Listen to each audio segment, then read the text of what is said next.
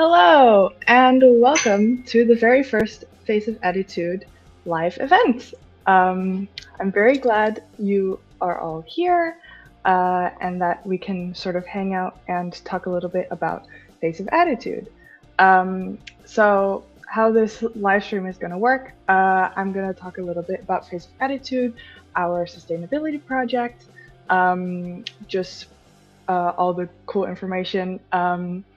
And then we're going to meet some of our participants. We've got two wonderful people right here that are going to join soon.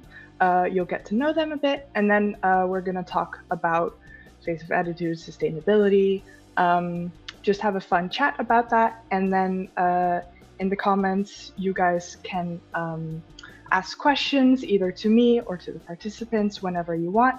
And then at the end, we might choose your question and answer it in a Q&A. So let's start. So first of all, I'm Evelyn. I am the Face of Attitude manager and the sustainability project manager. Basically, in the beginning of this year, we wanted to do a little bit about sustainability, see how we can maybe improve our products, how can we be more sustainable, be more conscious about the earth and our environment, because we know you guys really love our products, our quality, and we also know that you guys really care about the environment, care about your surroundings and the people around you. And so we also wanted to take into account your opinions and see what you guys think about how we can improve our product. That's also why we set up Face of Attitude, so that we can basically create a community around being creative, being environmentally conscious, share ideas, and eventually create a better world through uh, Attitude hair dye and also just uh, giving ideas on other more sustainable ideas, such as how do you reuse this, or how do you make a cool outfit uh, out of things you can find around your house. So that's why we wanted to start Face of Attitude. It's basically, if you don't know already, a monthly challenge thing. We started in May and we're ending in October, where every month we have a challenge that's based around sustainability, hair dye, fashion, anything like that. So for example, in May, we did a challenge about how can you best reuse your empty hair dye pot, where we got a lot of really cool ideas.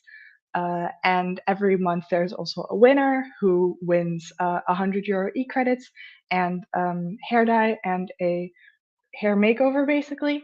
Um, and then, for example, in June, we also had a collage challenge. And this month, we also have a challenge where you can make your own beautiful hairstyle using only things you find around the house. So, for example, making a hairband out of old little trinkets, or using cloth, or using jewelry in your hair, things like that, to be maybe more sustainable, because you don't necessarily need to buy things from the store to create cool hairstyles. Um, and like that for the rest of the months, August, September, and October, we'll also have some cool challenges. And then at the end of October, we'll also have our final Face of Attitude. And for that, we'll also have a live stream and some cool events around that. So stay tuned for that. Um, Now, let's see if we can introduce our participants. Uh, be Mm, this is my first time using this live stream thing, so uh, let's see. Let's introduce Alicia. Hi. Hello. Hi. So Nice to meet you. maybe introduce yourself. Why did you join Face of Attitude? What does sustainability mean to you? Anything you want. Well, to start off, my name's Alicia, of course. As you can see. Well, what else is there to know about me? I am currently a student studying artificial intelligence, and yeah, I'm really into the alternative scene, mostly into metal, but also the gothic side of stuff. And why I decided to join the Face of Attitude. Um, sorry, words are coming hard to my head. Why I joined Face of Attitude was because I had this, how can I best say it, a little scratch in the back of my head for some time, where I just wanted to start trying out some modeling again after years. The last time I did it, I was quite literally older.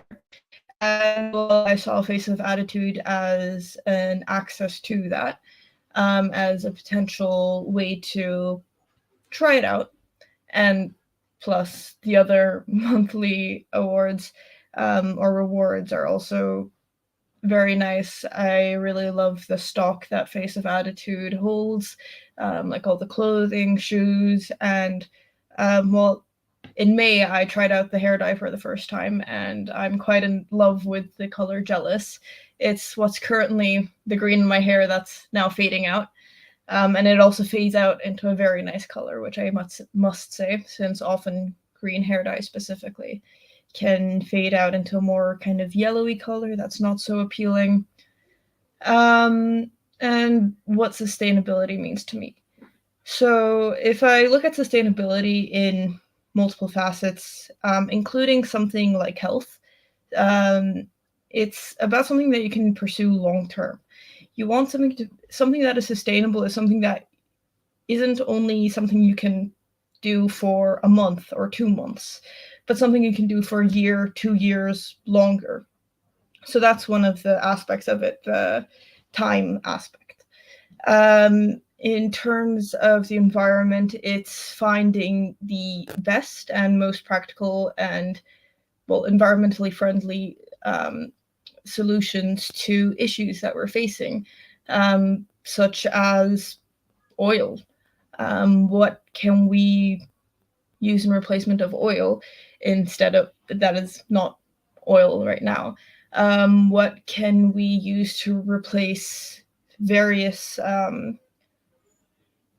various things, like, for example, non-biodegradable plastics, or something that's not biodegradable or not recyclable or potentially not reusable? What can we do with that? How can we make it better, and how can we be what can we do to make it possible to reuse it and recycle it, or find a different material that is perhaps biodegradable instead? Yeah, I really love your answers. I really agree with sustainability is not only being environmentally friendly, but also having a solution that can really last long term. And also the biodegradability, like there's a lot of different information out there on materials and what is right and what is wrong. Um, I there there's a lot of different factors that you can see. So yeah, I think it's also very important for other people to learn about that, which is also why we did the sustainability project. Um, yeah, thank you for introducing yourself. Um, and now let's go to Linda. Hi, Hi. um, I'm Linda. I studied biology, but I work as an artist. And for me, sustainability is mostly, like she said, I nearly knocked something over, um, that you want to make stuff that isn't as effective on the environment. But what I mostly see is that people are either really into it and they go to a lot of trouble to try and be as environmentalist possible. But most mainstream people don't. So I think it's very important that it's the producers that look at it, so that when people buy the package, they don't have to do all the back research, but they automatically buy something that is not that bad for the environment, because a lot of people, they don't put that on the first place. They look to convenience or to price before they even look into that, if they look into that. So I think it's very important for people like you who would buy for a company like Attitude to take that into notion. Yeah, definitely. That's also why we wanted to do a sustainability project, because for one person to be making sustainable actions, that has a lot less impact than a whole company making sustainable choices and just making it easier for the consumers. Yeah. So yeah, definitely. And why did you decide to join Face of Attitude? I like the monthly challenges. Before this, I also did the Mrs. Mixes of Attitude stuff, because I tend to work really long on like a painting or something, and now we have a short one that is 1 month, and you have to be creative, and then you do something. And I also like the products, the Attitude hair dye. I used a lot of that. I don't have anything in right now because it Me used to neither. be gravel and it went completely out because of all the heat. So it's like melts away. But I do like how it applies and works and stuff like that. Yeah, that sounds great. I'm gonna bring both of you in. So just we have a general discussion about. So you guys already said why you joined Face of Attitude. How have you found it so far? Like, do you have any advice or maybe suggestions for future challenges? What do you guys think?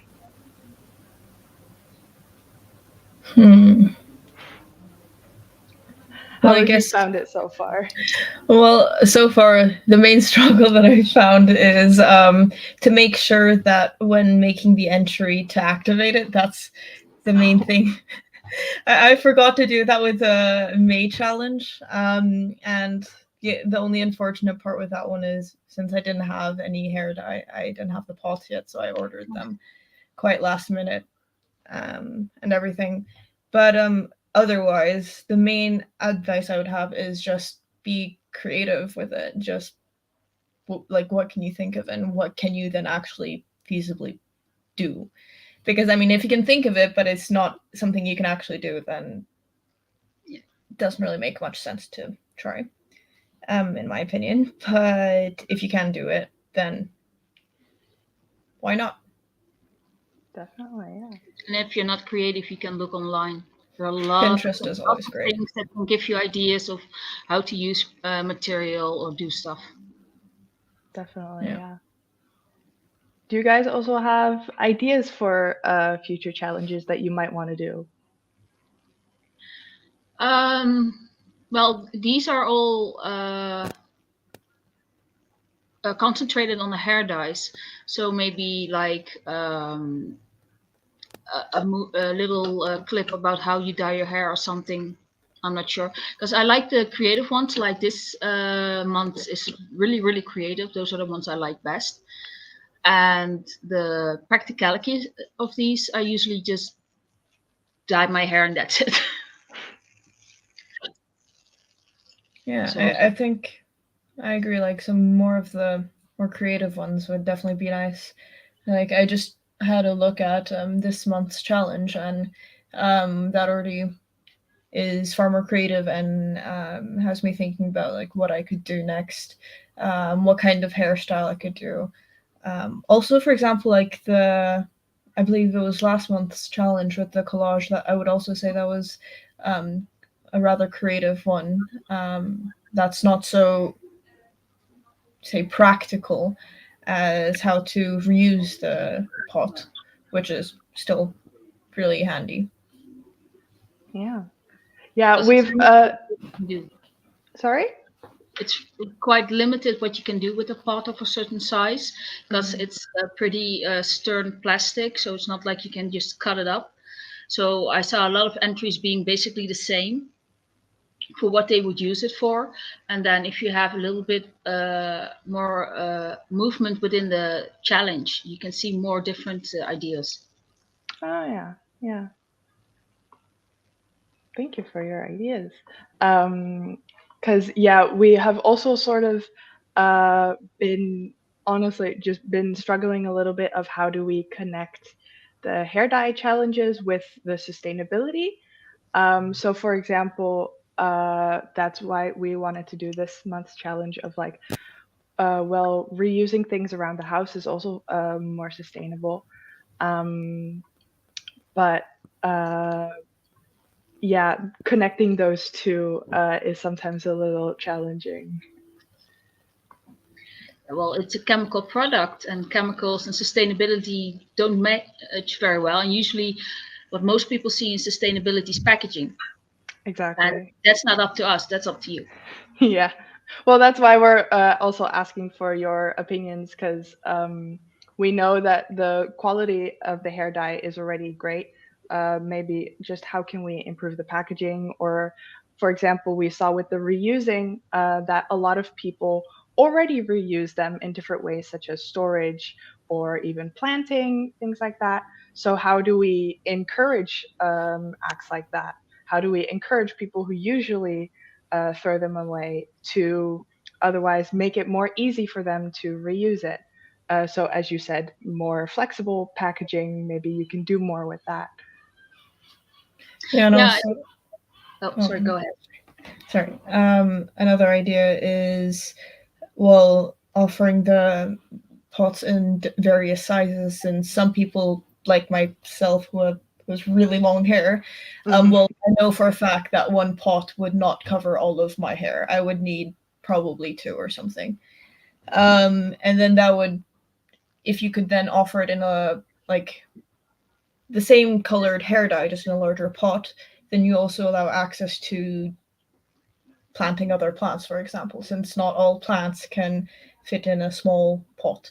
Some just need more space for the soil and everything. And then potentially you could make not only like the, I guess it's called the planter, the plastic part, but also then the pot outside it. And then that could also be an idea. And otherwise, some of the questions I recall from some of these challenges, some of these monthly challenges, they were also quite good in terms of what else can you do with either the hair dye or the pot. Like I remember one was regarding what can you do with leftover hair dye if you're not going to dye your hair, or I guess any hair for that matter. And I think most hair dye enthusiasts will have experienced this at one point in their lives or another, where their fingernails get stained or their skin gets stained, or they stain a towel, they stain their clothing, or like when I was dyeing my hair last, so I have this white table that I just put stuff on, and well, that gets stained pretty well too. So maybe some artsy stuff like that, like painting with hair dye. Yeah, definitely. It could. Yeah. Depends Yeah. on how well it dries and if it stays sticky and it reacts to water and stuff. But there are a lot of things you can dye with and paint with. Yeah. I also have like I usually dye my hair pink, and then with my white desk, if my hair gets on the desk, you could just see lines of pink. Yeah. I usually have it with if I wear something like the first week after I dyed my hair and it's white, like the color or something, and I sweat, and then the tiny little discolorings. So I have to be careful of that. But on my table, I always put down plastic and plastic around my neck, so not everything gets covered. The floor needs to be protected pretty well too. I've noticed. I had something else in mind. Never mind, my mind's gone blank. We all have moments like that. The struggle. Yeah. I also had once that I went to a hotel and my hair was freshly dyed. And I was like, I don't want to ruin these sheets. So I brought a towel to wrap around the pillow. Oh, now I remember what happened to me recently, like within 2 weeks maybe after I dyed my hair last, was that I found out after I finished my little home workout, that I had stained a part of my yoga mat, a red and slightly white, but mostly red yoga mat with a bit of green hair dye. And I was for a second confused, and I was like, right, it's probably because of those certain workouts and the sweat and the dye and everything. So that was a first. Usually, it's towels. Yeah. Yeah, I sweat a lot, so I'm used to the problem. But with washing the first week, it's also usually towel. So I usually just use a really dark blue or dark brown, so I don't have that problem. And I always use that also when I wash out after dyeing. Yeah. So it's that set. That's for that. I'm always so disappointed when that one towel is in the wash and I want to dye my hair. Perks of having most things that are like black or just dark colored. Yeah. Don't really have to worry about staining them so much, and otherwise I only have 2 towels that I really care about because they're a nicer quality than the other ones, but they're at least also darker colored. But they've suffered from some bleach, so that's the Yeah. I other usually struggle. have people help me as well, because a neighbor of mine, she also dyes her hair, and then it's like 1 hour of work, but it's easier because I can't reach the back very well on my own, and she can do help with the bleaching especially, but also sometimes with the dyeing, and then you don't have to do 5 things at the same time, so less chance on spilling or getting everything covered. Yeah. If Yeah, only there were towels that don't react to bleach. yeah, that especially. I Well, if mean, there's no color in it, it shouldn't react, but I don't think that's a still, nice towel. Yeah, then yeah, you'll ruin it with dye. Yeah. yeah, and otherwise the material will probably still be affected by the bleach either way. So even Yeah. if color-wise, it's still fine. Um, yeah, just the quality of the material will degrade and probably worsen over time. Because the color is not really the problem for your hair, so it's not a problem for the towel. It's really the bleach part that's dangerous. Yeah. Because if Exactly. you see sometimes those horror movies that they go like, "Oh God, all my hair came off," like Oh my god. at least in bleaching, well, you can have a bad bleach of a bad color job, but it's still colored Yeah. and nothing is ruined. You can dye again. I have one of those horror stories with bleach from when I was maybe 14, 15. Did I already have dreads at the time? I'm not sure. But I bleached my hair a lot. I really wanted to try to get to having white hair, but that's really tough, especially when you like already have dark brown hair and then have dyed your hair with like permanent black hair dye on top of it. Uh, so I bleached it several times and all like within the same day, and my hair was just dead. It was crying probably, and I remember when I was washing my hair. Oh god, that was terrifying. I was shampooing my hair or something, and then just like going through my hair, and then oh no, oh god, that's some hair, and then okay, probably got to be careful. Probably I should be more careful from now on. I learned my Yeah. lesson the hard way. Yeah. Yeah, I'm always scared of bleaching my hair at home. Well, with me, it's my hair is also very dark, and it is really thin, so it breaks Mm. on its own already very easily. So I only bleach it like 4 times a year, so I don't mind a little outgrow. And now I'm going back to the normal color and coloring everything in between before I do everything again. So it has a little bit of rest because I've been coloring for like 2, 3 years. And if your hair is already sensitive, it doesn't like it. Yeah. But I have a friend who needs to bleach twice just to get the basis color out because she has really thick hair. So that's always a problem with her. And with me, at least, because it's really thin, it bleaches pretty well. But it also means the color is gone quicker Oh because yeah, there's less area to attach to. yeah. I But guess. most of these colors fade out pretty well, except for Wicked. Wicked stays.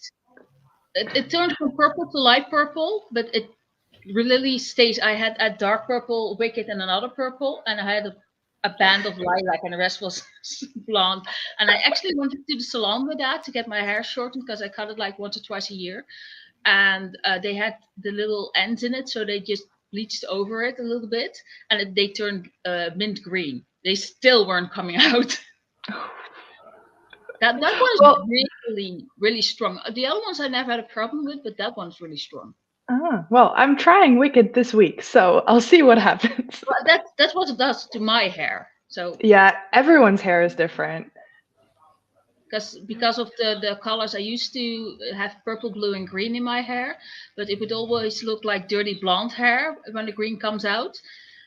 So now I stick to purple, pink, and red because when they come out, they don't look that bad.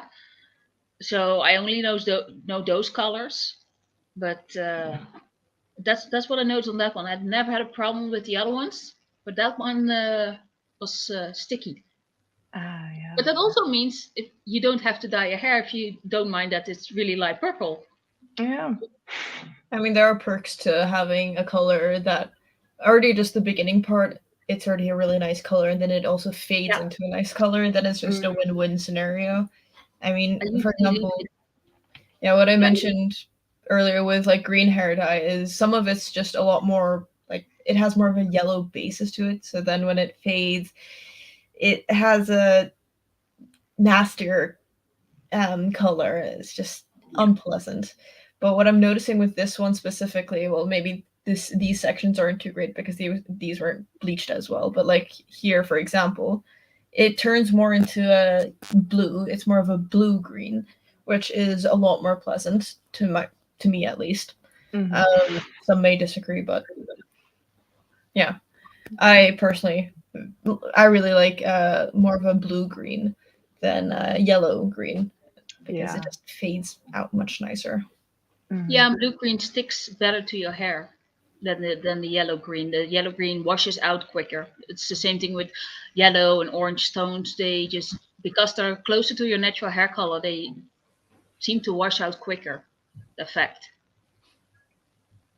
But I usually leave it in until it's almost completely faded, so I don't have to constantly bleach over colored hair.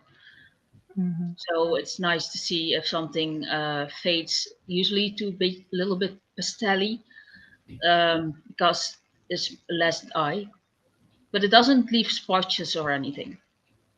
Yeah, Just that's really good. a nice fade. And then also with like if you do want to dye over like sort of faded hair, I've actually seen a lot of videos on like color theory of like, oh, you have faded orange hair and you want to go to green, use blue, and things like that. So even if it sticks in your hair quite long, you can still get a nice other color over it as long as you know color theory. But for that, there's always Google and the internet. So Exactly. we have the world's most powerful source underneath our very fingertips. Yep. Like access almost any time of day. So Yep. And still there's misinformation. Yeah, and still there are people who just do something. Like you can just literally watch one tutorial on YouTube or something, and you know a couple of basics, and people don't even know that. Mhm. sometimes impulsivity takes charge, and then the patience to watch a tutorial that, to be fair, could go up to 20 minutes quite easily. There is no patience for that. There is, however, patience for the intense need to just dye your hair another color, like right here, right now at 4 a.m. Yeah. And I never had that problem. I'm like, I like this color. I'll plan in a day where I'll go and do it. I wasn't like that growing up. I was like, I remember, so I first had red hair, and then the next day, or like after, a really shittily done green hair. And like the night of my last night of red hair, I was performing a concert with my high school band. And after that, I was like, I really, really want to go to green, since green is just like my set point, so to say, when it comes to hair. It's my favorite color to have in my hair. Well, also black, but green is just, I love green. And yeah, well, then for that evening, I was bleaching my hair, also my dreads, which make it a bit tougher. And then dyeing it, and well, it didn't turn out too well, but at least it was kind of green.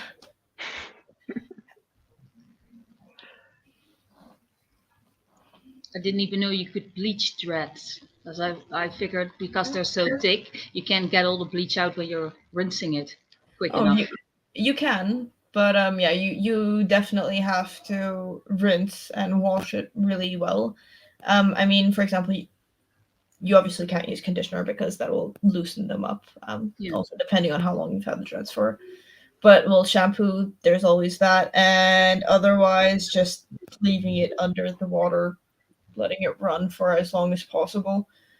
I mean, how much it penetrates the dreads, I don't know. I wouldn't actually think that it goes in that deep, because especially depending on the specific dreadlock, some are just much thicker and some are thinner.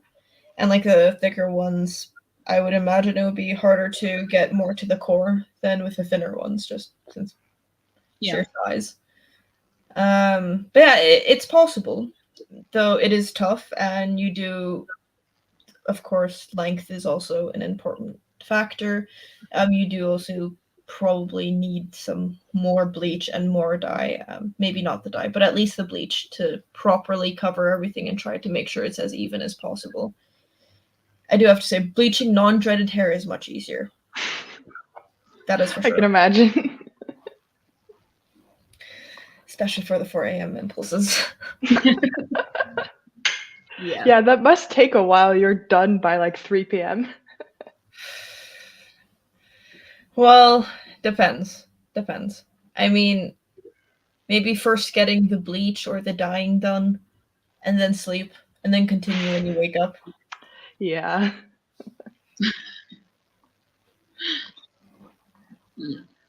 I have another question about more sustainability wise.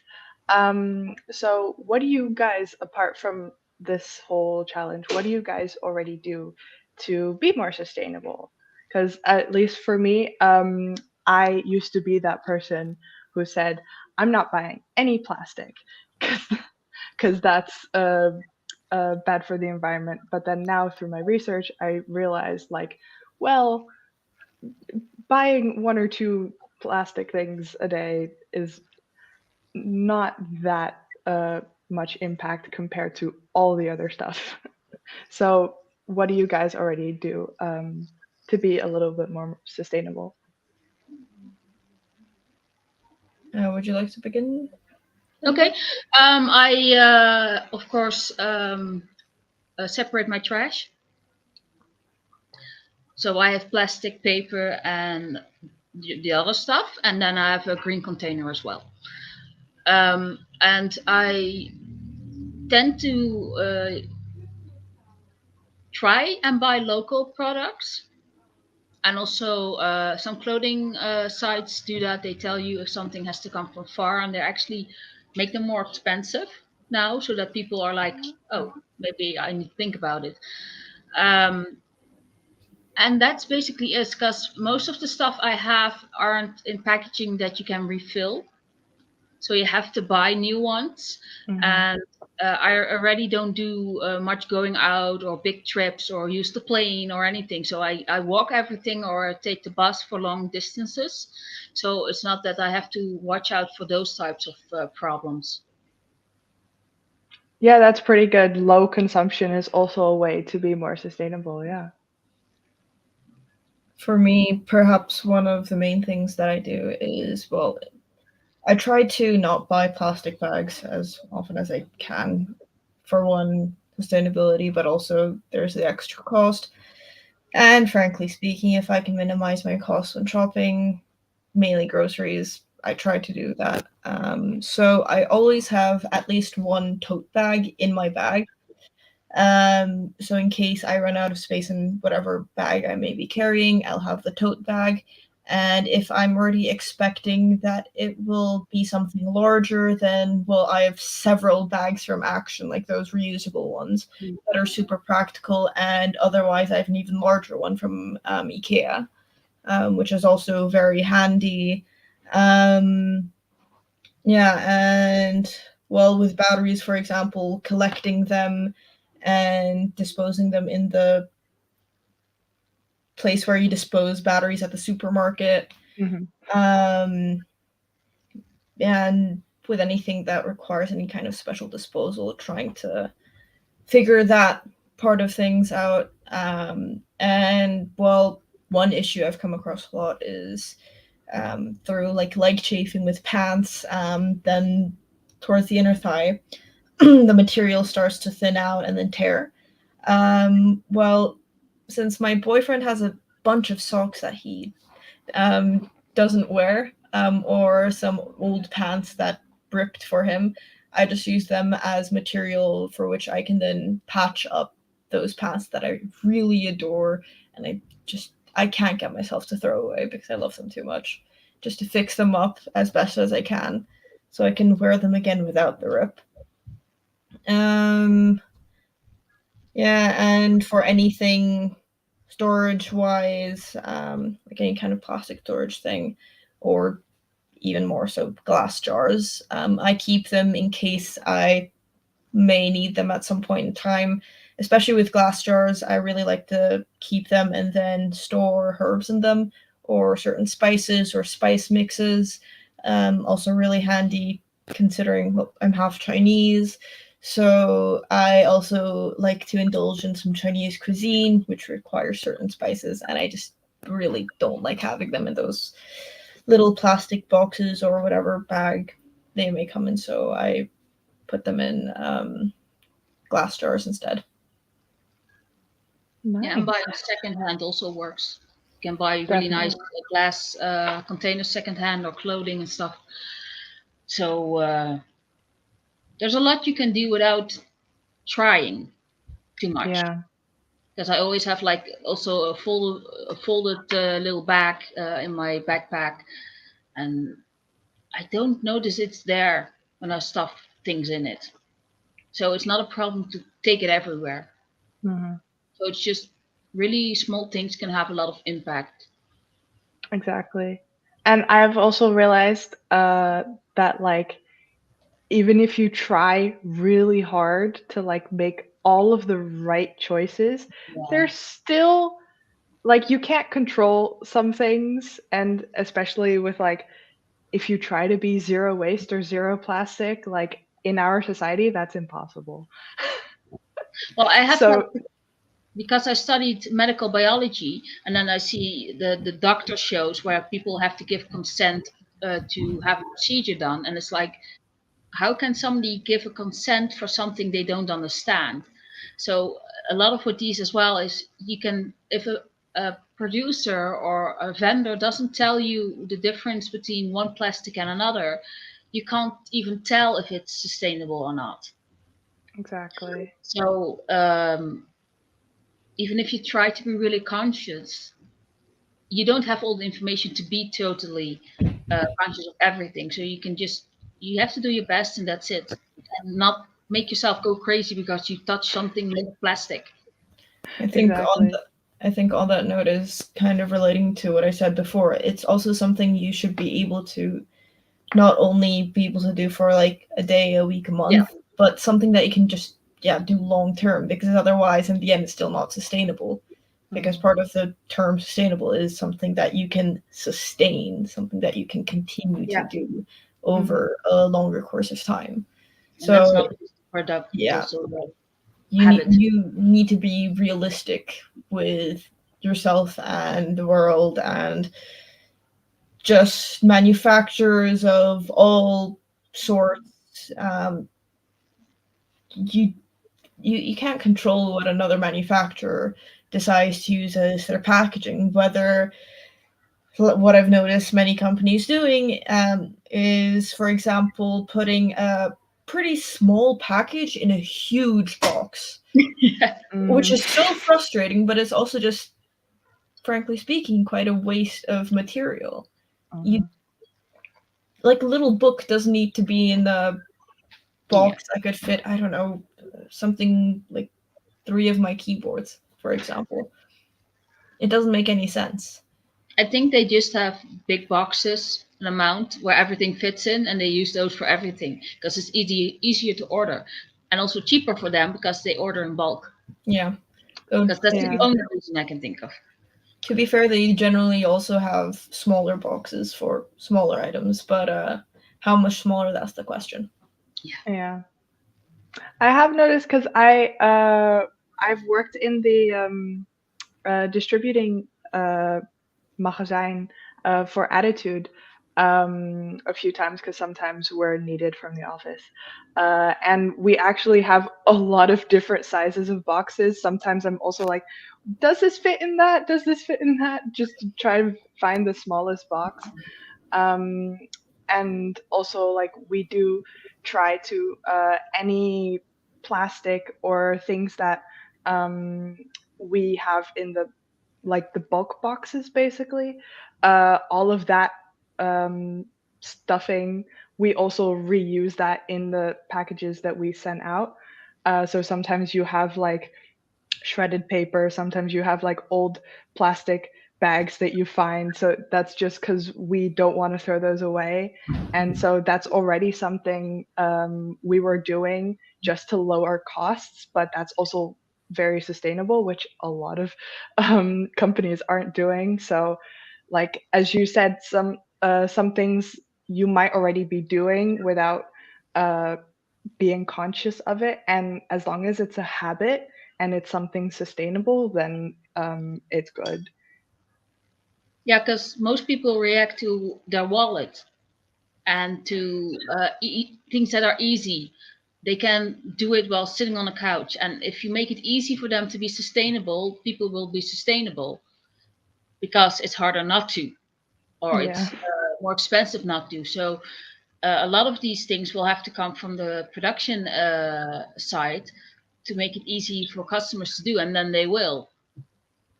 Yeah, that's what we're also looking into, is like, what are the other options for maybe better types of plastic, and also just simply being transparent about what types of plastic do we use, where do the ingredients come from, where is the packaging produced, all of those things. We want to be transparent about them and start also just educating our customers and giving those facts so that you guys can make more informed decisions, because that's ultimately why some people struggle with being more sustainable, is just because that information isn't easily accessible. Yeah. But like she said, even a bigger package for people who have longer hair, because I tend to change my hair color a lot. But a lot of people have one hair color they like and they use it for a long time. And this stuff doesn't go bad. So having a bigger package for people, like 2-3 times the size, will already make a big difference in the amount of plastic you use. Or even smaller packages for people who just need less or just want less, to maybe just do like a little strand or something. Exactly. Just a lot more range in sizes. Yeah, we're definitely already looking into that, because that can also really impact, are you buying 3 packages or are you buying 1? So yeah, that can already make an impact. And I know a lot of companies make it cheaper if you buy in bulk. like one package is €6 and 3 packages isn't 18 but 16.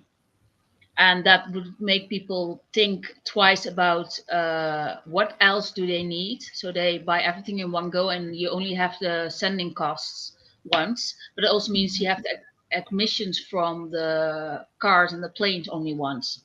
Yeah.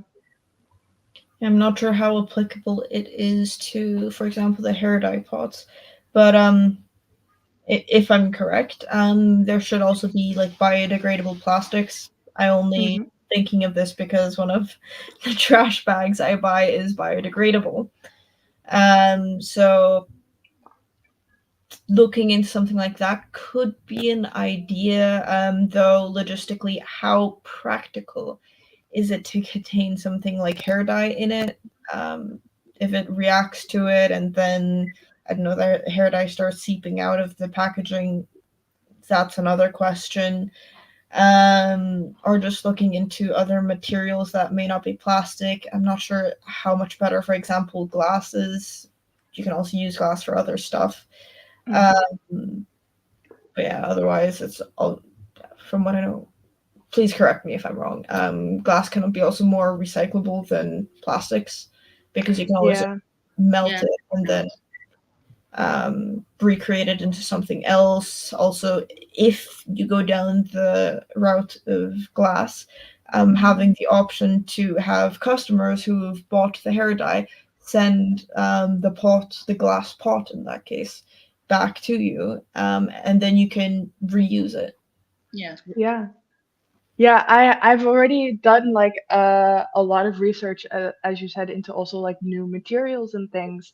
The funny thing is, a lot of people think glass is very sustainable, which in some ways it is, but in other ways, glass takes a lot of energy to make, and recycling only takes 10% less of that energy, while compared to plastic, remelting plastic takes a lot less energy.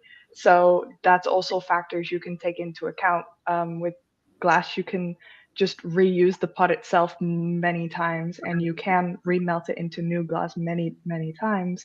It just takes more energy. So it's really a balance of like, what do you find more important? And there's, as you said, also different bio-based or biodegradable plastics. What you can also do is change it to recycled plastic. So that is what was already something else and it's been remelted into new plastic. Like many options like that we're definitely looking into, yeah. And then another idea that wouldn't be so much regarding the material of the jar itself, but you could still, for example, give customers the option to send the package, the pot back, plastic, glass, whatever, and then have a sort of refill option that would then cut some of the costs of what the packaging would otherwise be, and it would just be the cost of, well, hair dye and whatever the shipping costs may be, which is also then quite practical too. Definitely, yeah. Or even you have events where you have free hair dye. You can also say you can take your empty packages to us and give them here, and you have a big bag, and you don't have all the sending costs and stuff like that. Yeah, that's what I was just about to say. We like that could also be an option. Maybe we have like for one event, maybe like 5 colors, and if you want any one of those colors, you bring your own packaging and you just fill it up, something like that. That would be really cool if we could do that. That would be really, really practical.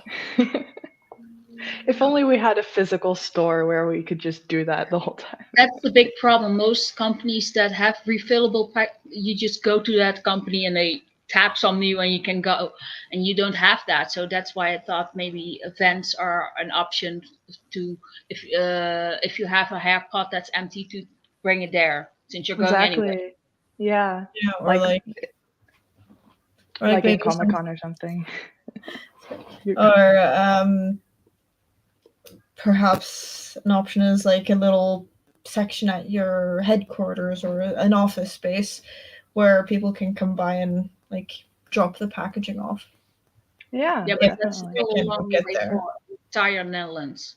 Yeah, I mean, depends on the person, but for some people, it's still an option, still a feasible option. And if they can do that, for example, if they live close by or something, or I don't know, happen to be going through the place, it is still an option, and it still is. Then you don't have to do it, but you can nonetheless. Exactly.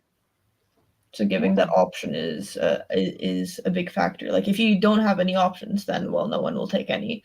But if you already offer like you're able to do this or this or this, or you can simply just do this or something else, that gives so much more room to people.